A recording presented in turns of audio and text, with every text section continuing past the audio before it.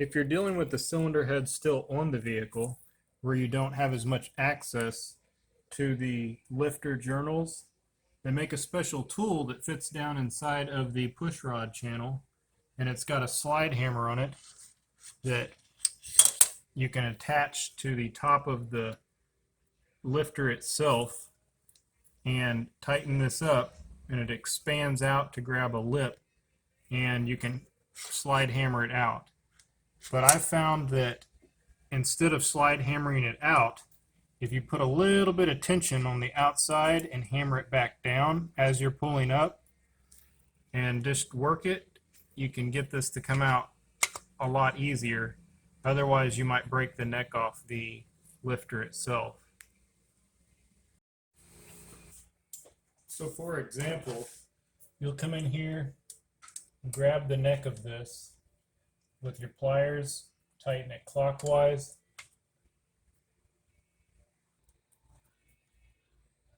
Don't want to go too terribly tight, but that should do it nice and snug where you've got a good bite on it. And rather than hammering and hammering and hammering this, you're more than likely going to break it. If it wants to come, that's great, but you'll typically start hearing a hard tick. And I found that if you just give it a little bit of a pull with a tap, so that it has an up and down motion,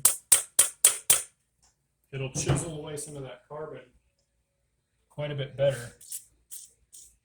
You'll want to make sure you're adding some penetrating oil at the same time. So a little bit of pressure. Spray some penetrating oil down in there. Twist it some.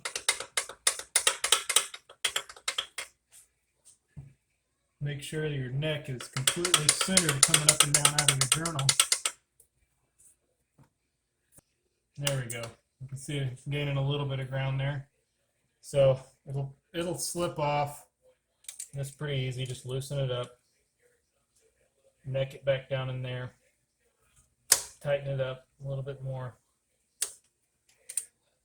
And you just really want to make sure this thing's centered through the push rod journal. And this still beats pulling the cylinder head, so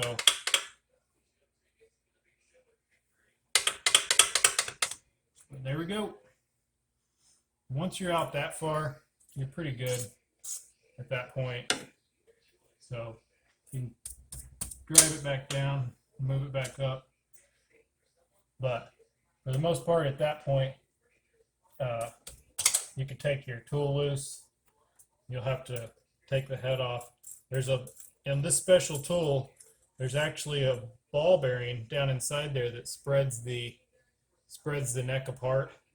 So just make sure you don't want to lose that ball bearing. For example, you don't want to lose that ball bearing down in your intake or something.